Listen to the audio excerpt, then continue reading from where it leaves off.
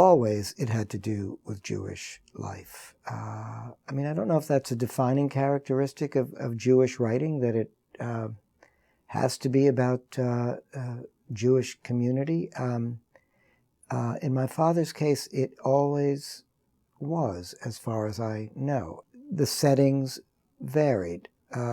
Some of his work would be set in a kind of traditional Shalom Aleichem, like Eastern European shtetl setting, of an almost fairy tale, folkloristic quality.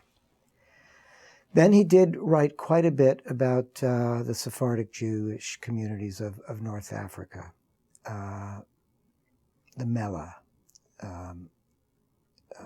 as it was known. Those would be the Jewish ghettos in the cities of Morocco. And then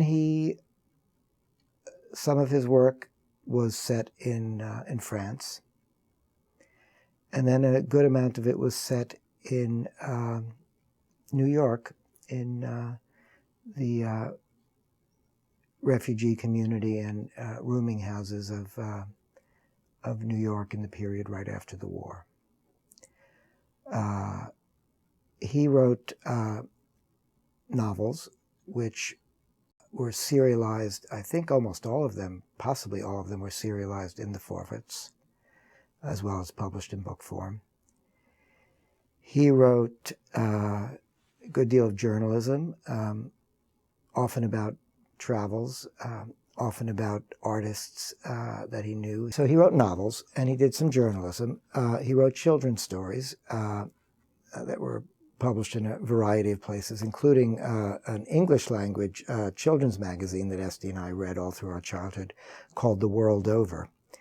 And he wrote plays. He had a number of plays produced with the Volksbühne, both here in New York and also in locations like Buenos Aires and Tel Aviv and Los Angeles and Warsaw. He had the opportunity to work with some of the finest Yiddish actors of the day, Maury Schwartz and Joseph Bulloff and Ida Kaminska and Tzipora Speisman are names that come to mind. The plays give some indication of his work. I'm a little more familiar with them because they've been translated.